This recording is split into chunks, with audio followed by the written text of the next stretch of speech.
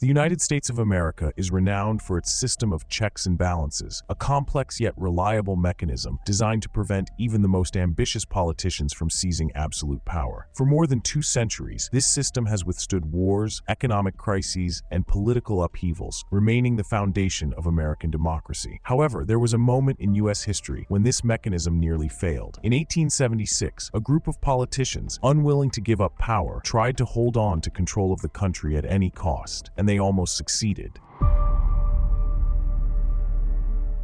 The presidential election of 1876 is considered the most scandalous in the history of the United States. The Republicans in power, led by President Ulysses Grant, decided to prevent the Democrats from winning at any cost. The reason for such resistance was simple. Grant's inner circle was mired in corruption. A change of power threatened these temporary rulers with the most unpleasant consequences. 10 years before these events, the Civil War had ended. The Northerners owed much of their victory to General Ulysses Grant. Many called him the second George Washington. Therefore, it is not surprising that in 1868, the Republicans nominated the glorious hero as their presidential candidate. Grant was extremely popular. Most voters saw in him not just a politician, but a true leader capable of restoring order in a country exhausted by war. In the election, the general achieved an impressive victory. However, it soon became clear that being a decisive military commander and an able administrator were not the same thing. To begin with, it turned out that Grant could work only with those he had known since youth or had served with in the army. In other words, key positions were filled not according to competence, but through connections. The president's actions caused a split within the Republican Party. Yet Ulysses Grant remained highly popular among the people, and within the party, those prevailed who said, if not Grant, then who? Thus, in the 1872 election, the general won again. His second presidential term was accompanied by continuous scandals. The administration, composed of Grant's close friends, showed complete incompetence in economic matters. On the other hand, these same people were constantly at the center of corruption scandals. One law caused particular outrage. In the midst of a stock market crash and a sharp decline in public income, the salaries of Supreme Court justices, congressmen, and the president himself were doubled. Naturally, among Grant's allies, there were many who demanded his nomination for a third term, especially since the law did not forbid it. However, the tradition established by Washington proved stronger. The House of Representatives voted against violating the 2-term rule. Therefore, the president's administration decided to ensure that someone from Grant's inner circle would be elected as the new head of state. The goal was to preserve their sources of profit and comfortable positions, and most importantly, to avoid potential investigations into previous financial manipulations. The choice fell upon Rutherford Hayes. He was such a mediocre and little-known man that many prominent Republicans refused to nominate him for president. Grant had to personally intervene to ensure Hayes received the necessary majority at the party convention. The desired result was achieved only on the 7th ballot. The Democrats nominated Samuel Tilden as their candidate. He had become famous for exposing outrageous corruption schemes in public construction contracts. For example, the construction of a single 3-story